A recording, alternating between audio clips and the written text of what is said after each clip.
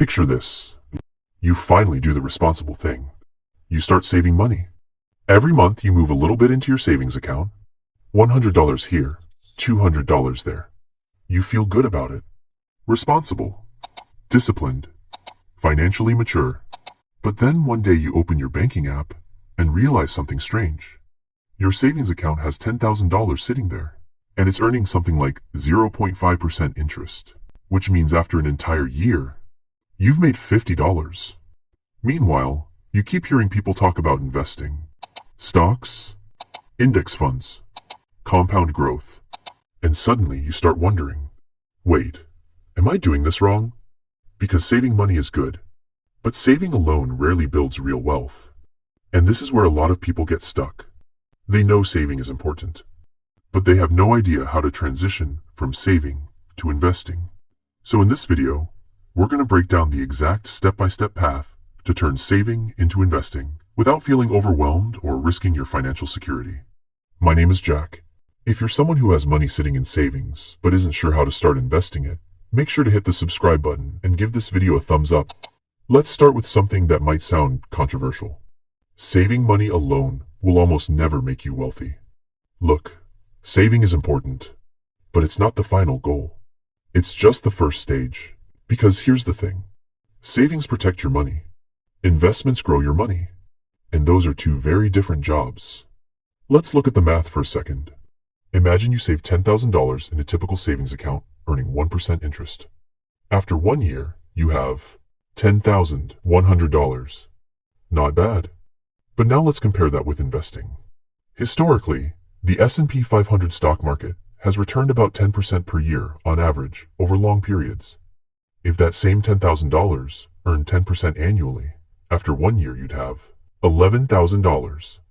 Now that difference might not seem huge at first. But here's what most people don't realize. The real magic is compounding over time. After 20 years, savings at 1% equals about $12,200. Investing at 10% equals about $67,000. Same starting money, completely different outcome. And this is where it gets really interesting. The biggest wealth gap isn't usually between people who save and people who spend. It's between people who save and people who invest. But here's the problem.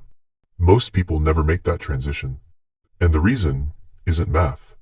It's psychology. Saving feels safe. Investing feels risky. When your money sits in a savings account, you can see it. It doesn't fluctuate. It doesn't drop 5% in a random Tuesday afternoon. But investments? They move. Sometimes up, sometimes down. And that emotional volatility scares people away. Now you might be thinking, okay, Jack, but I don't want to lose my savings. Totally fair. And that's exactly why the transition from saving to investing should happen in stages. Not all at once. Let's walk through the step-by-step path. Step 1. Build a real emergency fund. Before you invest a single dollar, you should have 3 to 6 months of living expenses saved in cash. This money stays in savings. It's not for investing. It's not for opportunities. It's for unexpected problems. Job loss. Medical emergencies. Car repairs. Because here's what most people don't realize. The biggest reason people panic sell investments is because they need the money too soon. An emergency fund protects your investments from your own life. Step 2. Separate saving from investing mentally. This is huge. Think of saving and investing as two different buckets. Bucket 1. Safety money.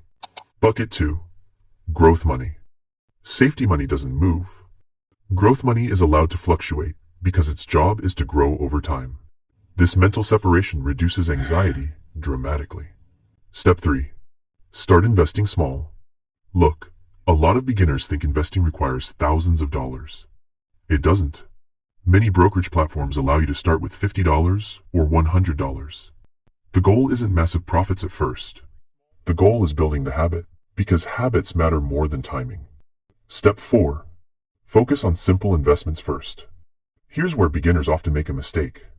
They jump straight into complicated strategies. Day trading, options trading, crypto speculation. But the simplest investments often outperform complicated ones.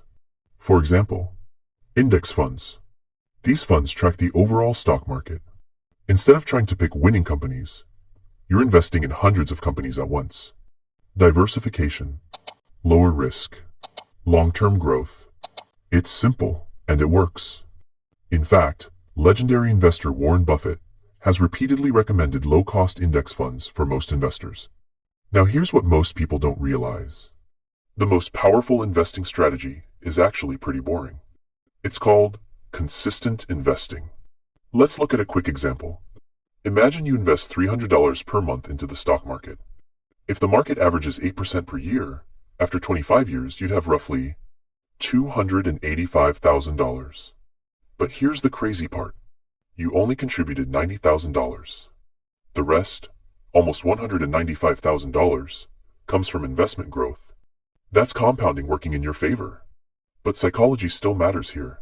Because investing feels uncomfortable at first. Markets go down. News headlines get dramatic. People panic. And this is where discipline separates investors from gamblers. Let me give you a quick analogy. Saving money is like storing seeds in a jar. You're protecting them, but nothing grows. Investing is like planting those seeds in soil. At first, it looks messy. You don't see results immediately. But over time, things grow. And eventually, you have something far bigger than the original seeds. Now you might be thinking, okay,